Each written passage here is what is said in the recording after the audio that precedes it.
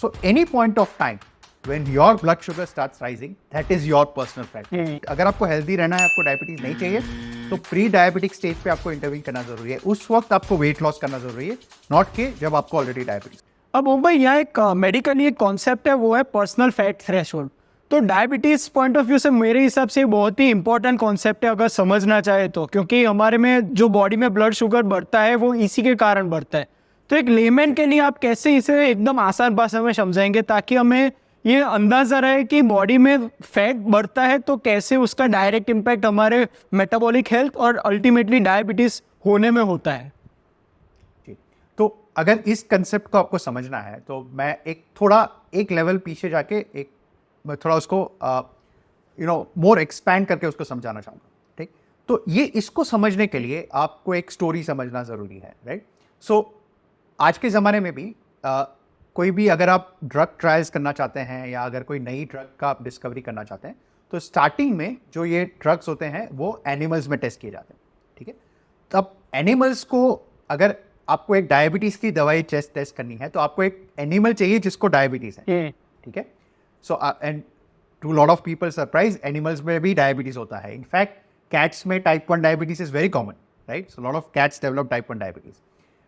It's very well known. And in fact जो cat owners है उनको पता होता है कि उनके कैट को टाइप 1 डायबिटीज है. Right. In fact they also give insulin to their cats. Okay, coming back to the thing. So generally कुछ एनिमल मॉडल्स बनाए जाते हैं. कुछ एनिमल्स को डिजीज, अगर शायद उनको नेचुरल डिजीज ना हो तो उनको डिजीज उनमें प्रोड्यूस किया जाता है artificially, so that they develop that particular disease and so that you can test that drug on that particular animal. Right.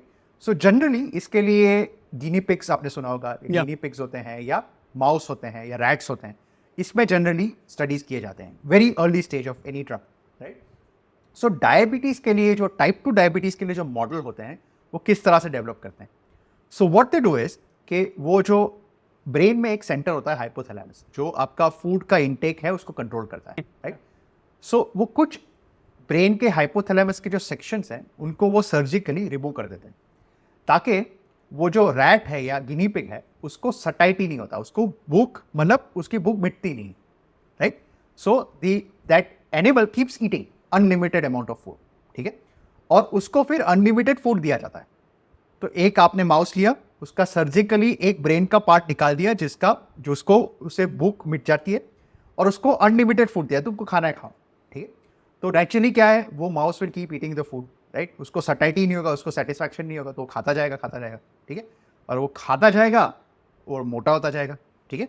सो एक लेवल पे now what they want to see is कि वो mouse को वो insulin resistance develop कर रहे हैं. ठीक है. धीरे धीरे धीरे अब क्या होता है, वो इंसुलिन रेजिस्टेंस को मैच करने के लिए जो पैंक्रियाज है वो ज्यादा इंसुलिन बनाता रहता है. ठीक है.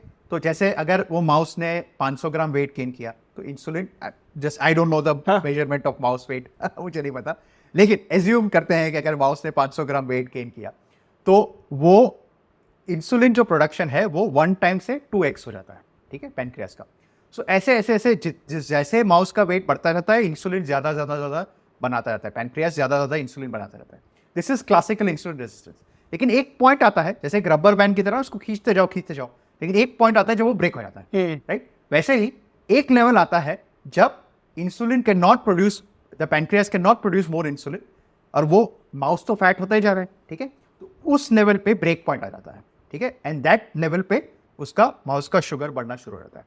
Right. And then the mouse is said to have diabetes, और फिर उसके ऊपर ड्रग्स के ऊपर टेस्ट होता है. राइट. सो ये माउस का पर्सनल फैट थ्रेशोल्ड है. राइट. ये माउस का है. राइट. अब आपका क्या है वो आपको ढूंढना है. ठीक है. So for every human being, right, we also are the same way. Right. चाहे हमारे कुछ ऐसे लोग होते हैं जिनको कुछ डिजीज होते हैं, जैसे ब्रेन में ट्यूमर्स होता है जिसको जैसे क्रेनियोफेरेंजियोमा कहते हैं. सो हमारा एक पेशेंट था, we had written this as a story also, we had written this, it's actually published, you can check it out. हमारा एक पेशेंट था जिसको एक ब्रेन में ट्यूमर था, और वो ब्रेन के ट्यूमर के वजह से उसको सटाइटी नहीं होता था. राइट. उसको भूख मिटती नहीं थी, वो खाता जाता था, मतलब will keep eating. Right. So his wife said कि ये तो कुंभकर्ण की तरह है. राइट. कुंभकर्ण आपने सुना होगा. कुंभकर्ण कीप्स, उसको वो उठता है, खाता जाता है, फिर सो जाता है. ठीक.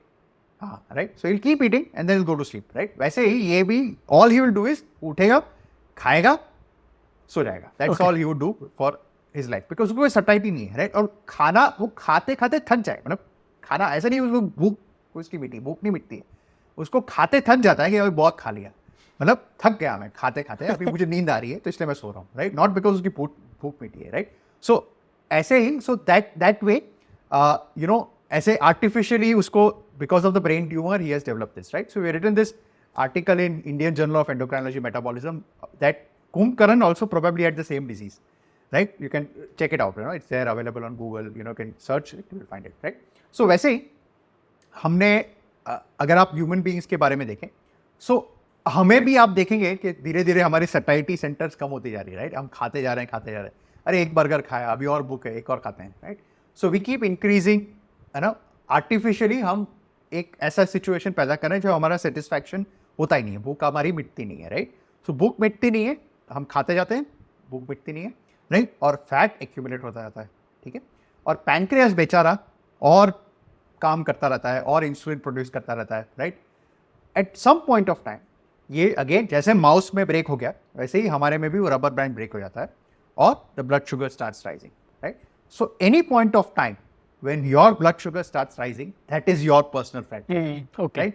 That is the, I think I would say the only most probably accurate way of measuring your own personal fat threshold is when you start developing blood sugar starts increasing. जैसे हमने बताया, हम डायबिटिक रेंज के बारे में बात नहीं कर रहे, इवन प्री डायबिटिक रेंज, अगर आपका फास्टिंग शुगर 100 से ऊपर है, आपका खाने के बाद का शुगर 140 से ऊपर है, आपका एवरेज HbA1c 5.7 से ऊपर है, all that level is suggestive that you have already crossed your personal fat threshold and probably you should now look back, right? और ये पॉइंट है, ये पॉइंट पे इंटरवीन करना जरूरी है, राइट। इंटरवीन हम तब नहीं करेंगे जब डायबिटीज होगा। अगर आपको हेल्दी रहना है, आपको डायबिटीज नहीं चाहिए, तो प्री डायबिटिक स्टेज पे आपको इंटरवीन करना जरूरी है। उस वक्त आपको वेट लॉस करना जरूरी है, नॉट के जब आपको ऑलरेडी डायबिटीज हो रहा है। दोस्तों ये वीडियो अगर आपको वैल्यूएबल लगा तो इसे लाइक कर अपने सारे दोस्तों से इसे शेयर कीजिएगा। इस चैनल को सब्सक्राइब तो आप कर ही लेंगे। चलिए मिलते हैं।